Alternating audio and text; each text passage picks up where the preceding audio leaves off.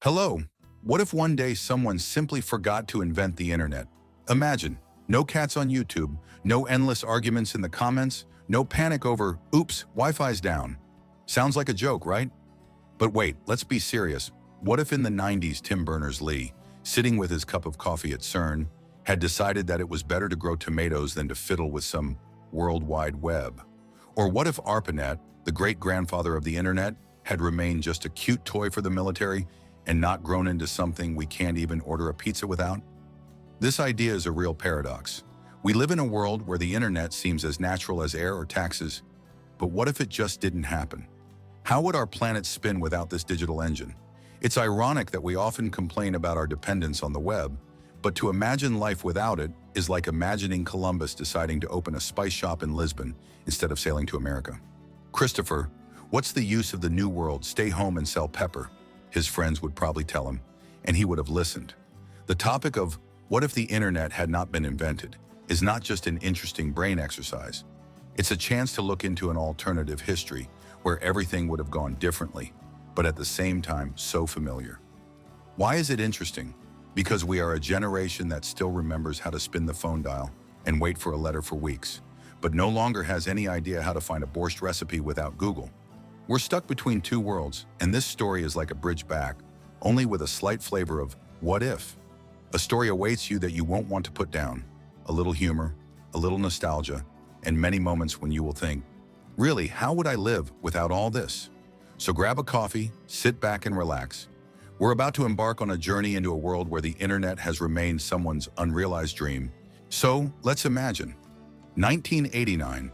Tim Berners-Lee submits his proposal for the World Wide Web, but the bosses at CERN say, Tim, that's all very well, but we already have a lot of paperwork. Let's just go with the archives. The idea quietly dies, and ARPANET, which by then was already buzzing in military and academic circles, remains a narrow toy for scientists in white coats. No modems beeping at night, no AOL disks in mailboxes. No, hey, it's Bill Gates. Let's make computers everywhere. What happens next? The first thing that catches your eye is that the world has remained analog for much longer. In the 90s, telephone companies became the kings of communications. Imagine, instead of writing LOL in a messenger, you call a friend and spend 3 hours discussing how Saturday went. AT&T and Nokia are not just brands, they are empires that keep the world on wires. Fax machines? Oh, they are becoming the pinnacle of technology.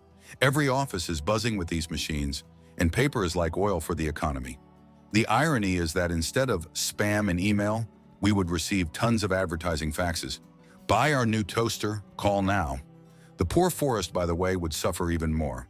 Technology is developing, but more slowly and in a different direction. Computers remain working tools for business and science, not a mass phenomenon. Without the internet, there is no incentive for personal computers in every home. IBM and Microsoft, of course, are not giving up, but their products are bulky machines with floppy disks that cost half the price of a car. Bill Gates, by the way, could have become just a successful seller of accounting software, not an icon of the digital age. Windows? Who needs it without a network? Investors would have told him, and he would probably have gone to open a coffee shop chain. And Steve Jobs? Instead of the iPhone, he would have improved the Walkman. Imagine an iWalk with 120 minutes of cassettes. Culture is also going the other way. Without YouTube and Spotify, music remains on vinyl, cassettes, and CDs. Madonna and Michael Jackson still rule the world, but their music videos are only played on MTV, and fans stand in line for tickets instead of clicking buy online. Movies. Hollywood makes blockbusters, but without Netflix, we all go to the movies or rent VHS. Blockbuster becomes a cultural shrine, and video rental workers become the elite of local communities. Ironically, piracy still exists. Instead of torrenting, people copy tapes from each other. Titanic on 3 cassettes? A legend passed from hand to hand. And what about information? Without Wikipedia, encyclopedias rule the world. Britannica and the Great Soviet Encyclopedia are your Google and Yandex. Libraries are becoming temples of knowledge, and librarians are becoming priests who know where the page you need is. Journalism is thriving because newspapers and magazines are the only source of news. Imagine no fake news on Twitter, but also no way to check what Evening Moscow wrote about the moon flight. Scandals unfold over weeks, not minutes, because readers' letters are sent by mail. Politicians, by the way, would breathe a sigh of relief. No memes about their blunders, only cartoons in weekly newspapers. The economy?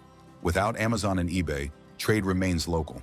Imagine, instead of delivery in 2 days, you go to the market or wait for a catalog in the mail. Jeff Bezos would probably be the king of paper catalogs, not the cloud. Small businesses are thriving because there are no global giants strangling them. But at the same time, innovation is stifled. Without Kickstarter and the venture capital that has exploded thanks to the web, many ideas remain on paper. Elon Musk? He might have been assembling electric cars in his garage, but without Twitter, we wouldn't have known about it. Social connections are also different. Without Facebook and Instagram, we write letters, make phone calls, or meet in person. A birthday? You'd have to remember the date yourself, not wait for a reminder from a social network. But there is a silver lining. There is less comparison of ourselves with other people's ideal lives. People live more in the here and now, albeit with a touch of nostalgia for those who are far away. The irony is that instead of likes, we would appreciate a handshake or a postcard with a stamp more. And what about science? Without the internet, collaboration between scientists is slower. Instead of Zoom conferences, there are letters and expensive trips to symposia. But this could make science more focused. Less noise, more depth. But on the other hand, breakthroughs like genomics or AI would be delayed for decades. Without real-time data exchange, progress would be slowed down. A world without the internet would be slower, but perhaps more humane. In 2025, we would live in a reality where fax machines are high-tech, newspapers are the main source of truth, and globalization is just a word in the dictionary. But would it be a better one? This is where the real intrigue begins. So let's summarize our alternative world without the internet. In 2025, we would live in a reality where phone calls are the basis of friendship and mail is the queen of logistics. Technology would have reached the pinnacle in the form of super faxes and perhaps some kind of mega CD with 10 hours of music. Culture would revolve around cinemas and libraries, and the economy would revolve around local markets and paper catalogs. The irony is that we would complain about the slowness of life, not knowing what could be different. "Oh, that fax is jamming again," we would say, not realizing that somewhere in a parallel world, someone is fighting about slow 5G. This story shows how fragile our world is. One misstep, and everything we take for granted could fall apart like a house of cards. Without the internet, we would have avoided digital chaos, but we would have lost the frantic speed of progress. Perhaps we would value face-to-face communication more, but wouldn't we miss being able to know everything in a second? It's like playing What If. It's fun to imagine, but it's good that we're here with our Instagram cats and 30-minute food delivery. So what's left to do? To think about how one idea, or lack thereof, can change the world. We live in a reality where the internet exists, but it doesn't last forever.